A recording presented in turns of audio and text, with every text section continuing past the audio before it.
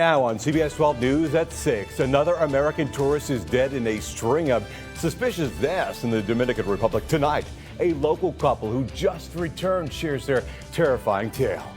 Crossing for a cure, paddleboarders making their way from the Bahamas to Lake Worth Beach today. The reasons behind their journey. A major milestone, the first Mass at the Notre Dame Cathedral since that massive fire 2 months ago. Why only a few dozen people could attend today.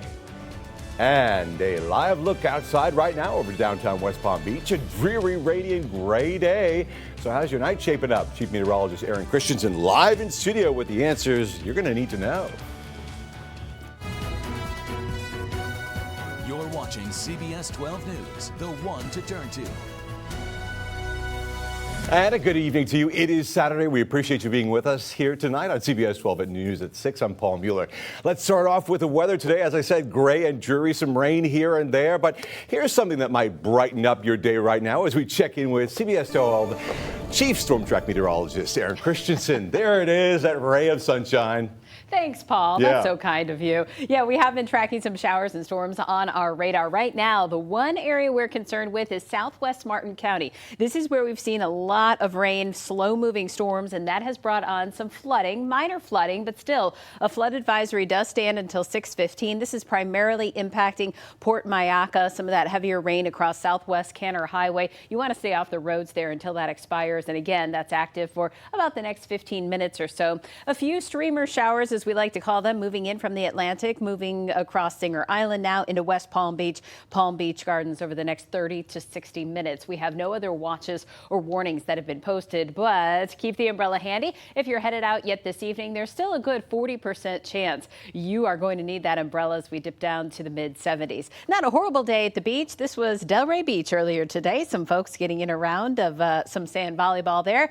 We're now at 84 degrees at Palm Beach International and 74% humidity. If you are planning on taking Dad to the beach or out on the water tomorrow for Father's Day, I'll have the best hours to do that coming up. We'll see you then, Aaron. Thank you so much. Tonight, the Palm Beach County Sheriff's Office is investigating a deadly shooting that left one man dead and another injured at a Walmart in West Palm Beach. Now, deputies responding to the Walmart off Belvedere and Military Trail at around 1 this morning, and that's where they say they found the two men who they say drove there for help.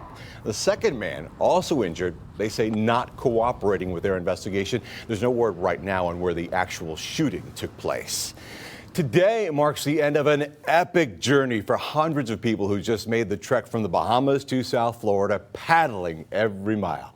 CBS 12's Kara Duffy is in Lake Worth Beach tonight with the reason so many people took to the water for this intense long-distance challenge. We're here at Lake Worth Beach where right now family and friends are waiting to welcome home more than 200 people who just paddled 80 miles from Bimini back here to South Florida.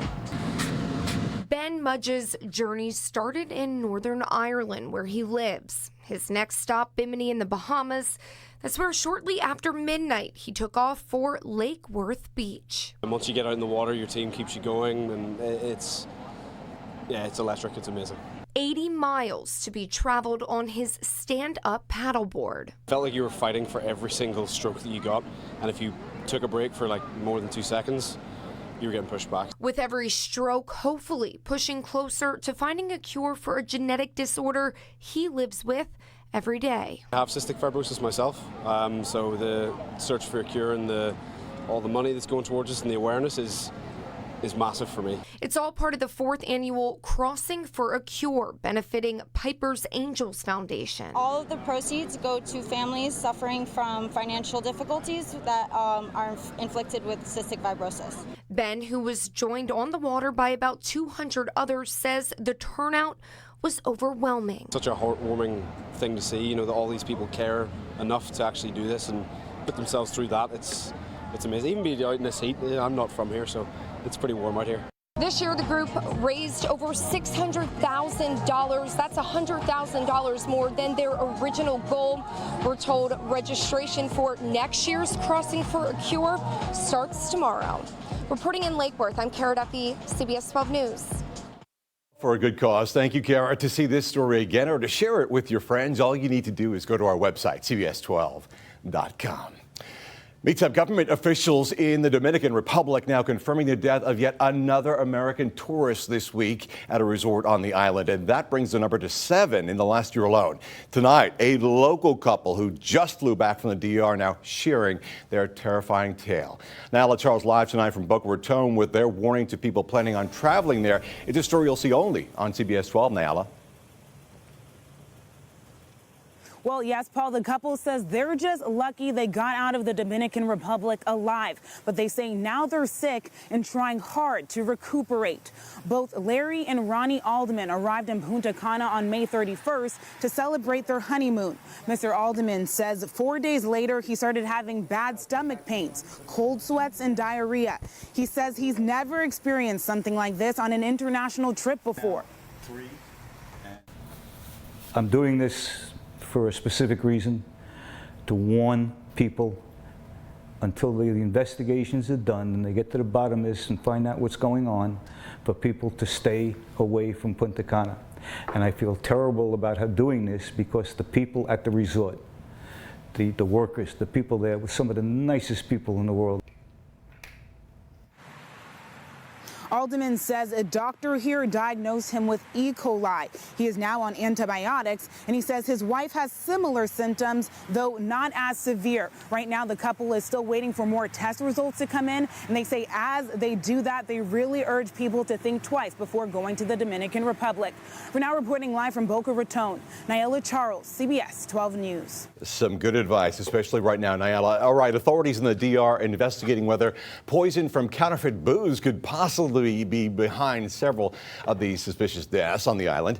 The New York Post reporting that the FBI is also investigating. Now, back in 2017, Dominican National Police dismantled 5 labs used to make what's considered dangerous alcohol there on the island. So, how do you stay safe if you plan on going there? Well, you're urged to ask resort personnel questions before you go, like what kind of chemicals are used to clean the rooms, how often the mini bars are inspected and restocked, and how can staff ensure the drink labels at the mini bar match what's inside those little bottles. Dominican officials estimate around 2 million Americans visit the island each year, and they insist it is safe. Amanda Knox makes an emotional appearance in Italy, her first time back since being released from prison. We'll take you there. And another milestone. For the first time since a devastating fire ripped through one of the world's most historic churches, people gather to worship and also give thanks. Plus, a rough landing for passengers on this plane in New Jersey this afternoon.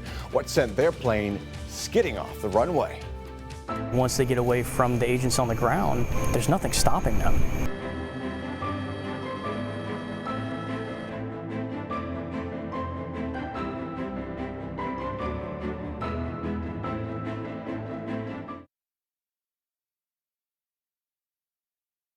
Radio stations, proud partners of the CBS 12 News Network, the one to turn to. Welcome back. Scary moments for passengers in New Jersey today when their plane skidded off the runway at Newark Liberty International Airport. United Airlines confirming that plane right there, Flight 627, landed at around 1 this afternoon. Then the tires blew. The plane went skidding down the runway before coming to a stop. Of the 166 people on the plane, no one was seriously injured. 2 months after the devastating fire at the Notre Dame Cathedral in Paris, the 850-year-old cathedral is opening its doors to worshipers again for the very first time. Aujourd'hui, c'est avec beaucoup d'émotion que nous sommes ici en train de célébrer la dédicace de cette cathédrale. Yes, a small mass held there today with everyone wearing hard hats. Yes, 20 to 30 people able to take part, all because of safety concerns. Many of them priests there today. The mass serving as a thank you to everyone who supported the church since the fire that destroyed the iconic spire and parts of the roof and vault. Back in April, since the fire, the Notre Dame Foundation has received about $425 million in donations and pledges. Also overseas today, Amanda Knox taking the stage at an Italian conference talking about justice. Now, in her first trip back to Italy since being released from prison, Knox accused the media of having built a false narrative around her during her years-long murder trial and appeals process. Do you remember this? Depicting her as guilty even though she was eventually acquitted. By the headlines, forever guilty, in the public opinion's eyes. I have been declared I've been acquitted, I've been declared innocent. And yet I know I will forever be linked to the tragedy of my friend's death. Her boyfriend's murder, that's right. Knox was acquitted back in 2011 after spending nearly 4 years behind bars for the murder of her British roommate, Meredith Kircher. It's Father's Day weekend. Did you know that? So are you getting in on any of those last-minute shopping deals? Up next, why shoppers at Target are being forced to wait in long lines for hours today. And no one is feeling the blues in St. Louis today. A huge celebration held to honor the Stanley Cup champions. How about a championship forecast? I like the sound of that. I tell you what, dads, if you manage to pick up some new clubs for the holiday, I'll have a look at the forecast if you're going to hit the links.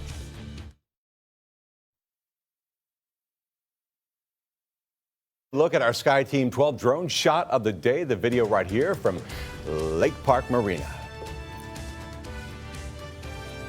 And new tonight, take a look at this scene from St. Louis. Yeah, the Stanley Cup celebration getting off to a rainy start. Don't blame the meteorologist. As crowds lined up along downtown streets to honor the Blues in their victory parade. The streets still wet as the parade began, but hey, the weather didn't dampen the euphoria over the first championship in the team's 52-year history. The parade then followed by a huge rally beneath the Gateway Arch. Frustrating day today for customers on this last day to shop before Father's Day. Computer systems at Target stores went down across the country today, stopping all transactions at registers and food vendors like Starbucks. Some people reported waiting in line for more than 45 minutes, some even more. Target now saying everything is back online. They're blaming an internal technology issue, adding none of their customers' information was compromised. And splurging on dad this weekend expected to hit a record this year. According to the National Retail Federation, Americans plan to shell out $16 billion, yes, that's with a B, $16 billion tomorrow. That's a 70% surge over the past 10 years and is up from $15.3 billion last year. And a big thank you to Donna of Lake Worth for sending us this photo of her and her dad. Beautiful pics. She says she's always been a daddy's girl and he is the anchor of the family. And of course, we want to see your pictures. Yeah. Chime in by texting the word photo to 44332, or you can head to our website, cbs12.com. Once you're there, you can upload your pictures right at the top of our homepage. We turn now to the weather, and the all-important Father's Day forecast is on your shoulders. Aaron Christensen. You know what? I think a lot of folks might be making plans to take a dad to the beach, or, you know, maybe they're buying dad a boat. A boat? Wow. Yeah, they want to go take it out on the water. Whoa, those are some nice kids. Boy, high rollers. How about that? Ooh. I thought it was just golf clubs. Now it's a boat? Well, we're going to get in the forecast for that, too. I mean, this is a big community for both golfing and headed to the beach and boating. We take a look, and this is Delray Beach earlier today. Really some nice conditions there. Some folks even getting in around to some sand volleyball. If you're taking dad to the beach tomorrow, just know that if you start hearing those rumbles of thunder, that means you have to move indoors, okay? I'm not suggesting that you don't try to spend the holiday outside. Just make sure that you plan on perhaps having to move indoors pretty quickly, because there is a 30% chance for showers and storms that starts to kick in at 9 a.m. It does continue through noon, and then a 60% chance 1 o'clock all the way through 6. Now our temperature will top out at 87 degrees. That will be the highest for the day. Of course, with some of that humidity factored in, keep in mind the heat index, or the feels like, could be a lot closer to that 90-degree mark. So if you are boating, actually some pretty benign conditions on the water. So some good conditions for taking the boat out. Wind from the southeast about 5 to 10 knots, and some light chop for the intracoastal. The waves only about 1 to 2 feet. However, do keep in mind, with that chance for storms, you could have some lightning, and near those storms, an isolated water spout or two. So just keep your eyes out for that. If you're actually on the beach, here's what you'll have to watch out for. Some of that clouded ground lightning. Of course, as soon as you hear thunder, that means you're close enough to be struck. You have to move indoors. Some pockets of heavy rain might damper your day a little bit, kind of move inside. Some of the areas of flooding possible on the roads, and wind a little gusty at times. If you are hitting the links, here's what we're talking about. An 8 a.m. tee time, 20% chance you'll run into rain with 78 degrees by noon. Better 30% chance you'll start hearing some rumbles of thunder. 40% chance by 4 o'clock. Just keep in mind, if you start hearing those sirens, all the golf courses have them. They're really good about this. That means lightning is pretty darn close and you have to move indoors. Our hour-by-hour radar does, in fact, starting tomorrow morning right around 7 a.m., bring in a few showers near West Palm Beach. Tracking to the northwest through Palm Beach Gardens, the Jupiter area through about 9 a.m. So keep in mind if you're taking Dad to brunch as well, this could be a bit of a wet one here. Have the umbrella handy. Through 9:30, we start to see those showers moving just west of I-95 and then continuing to track to the northwest. Some light showers remaining around 3 to 4 o'clock in the afternoon, and then storms once again kind of cutting through northeast Palm Beach County, through eastern Martin, and into St. Lucie County through the evening. So our chance for showers and storms standing at a good 50 to 60% for most of us, but a little higher, 70% for Juno Beach, 70% for the Wellington area. And keep the umbrella handy at least through the middle of next work week. We start to see our chance for rain tapering off Thursday, Friday, and this time next week. Just in time for next weekend. All right, scientists are testing out these lighted nets as a way to keep fishing nets from catching sea turtles.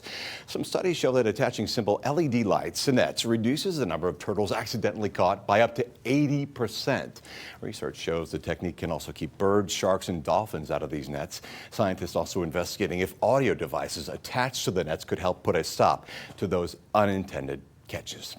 Coming up in sports, we're going to head to the baseball diamond. The Florida State League All-Star Game getting ready to kick off in Jupiter tonight. But first, fans meeting their favorite baseball players will take you to Roger Dean Stadium. And he might as well be the most beloved coach in college baseball right now. What FSU head coach Mike Martin is saying about being back in Omaha for the final time. Anna Logan has that and a whole lot more when we come back after the short break. This week on Full Measure, a multi-million-dollar government study about drinking under the influence of the alcohol industry. We investigate a question of biased science inside our top research agency. Plus, questionable studies in the corporate world. When Monsanto's Roundup weed killer was blamed for a man's terminal cancer, the case exposed shocking slanted science. And we'll take a trip to what some call the eighth wonder of the world. This lake in Trinidad is like no other. Those stories and more on the next Full Measure.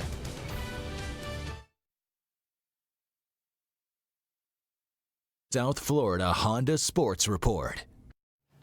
It's All-Star Weekend in Jupiter. The Florida State League All-Star Game is a chance for fans to see the future of Major League Baseball and, of course, the opportunity to see dinger after dinger. But before the Home Run Derby and the All-Star Game can kick off, Florida State All-Stars signed autographs for fans who were lined up in that hot sun. Former American Heritage star and University of Florida standout Jonathan India was selected as an All-Star this year, an invitation that is not easy to come by and not easily forgotten.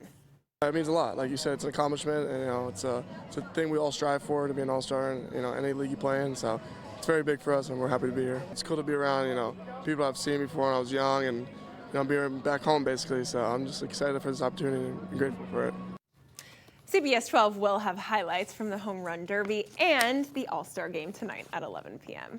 Well, Florida State's baseball team is in Omaha preparing to take on Arkansas tonight in the College World Series opener. And while the focus will be on the Seminoles, there's one guy in the dugout that the entire baseball world cannot get enough of. Seminoles head coach Mike Martin will be retiring after this season, a guy who's helped FSU win 2,000 games since taking over the program in 1980. But he's never been able to deliver a national title. Even so, Martin is an absolute character, and the best part, he's the most respected man in the room, which was very apparent during last night's press conference. As a young head coach, and I admire 3 Hall of Fame coaches and none more than the greatest of all time in Coach Martin. So just to be up here at the table with him is something I'll never forget, and certainly appreciate it and don't take it for granted. Baseball is a fraternity. Baseball coaches have their own fraternity, and I'm proud to be a part of it. And I'm certainly excited to be back in the great city of Omaha, Nebraska. The Seminoles will face Arkansas tonight at 7 o'clock. Loser will fall into the elimination bracket. I'm excited. We'll have highlights tonight at 11. We will. We've got some live highlights right now of the weather. Yeah. Yes, Yes, we we do. do. Here's your 7-day forecast. Happy Father's Day to all the dads out there. A little early, 60% chance you'll need the umbrella. Not a bad gift for dad. Brand An new umbrella, not too expensive either. There you go. Better than socks and underwear, maybe. I do believe a chance for showers and storms will continue all the way through next week, but really starting to taper off Thursday, Friday, and Saturday. Just in time for the start of summer on Friday. Just in time. Wow, I thought we were there already. It feels like it, doesn't it? It's starting to feel like it, intermittently with the rain and the heat. It feels like it. All right, thanks for joining us tonight at 6 o'clock. We hope to see you right back here at 11. But until then, have a safe and good evening. And don't chop too much.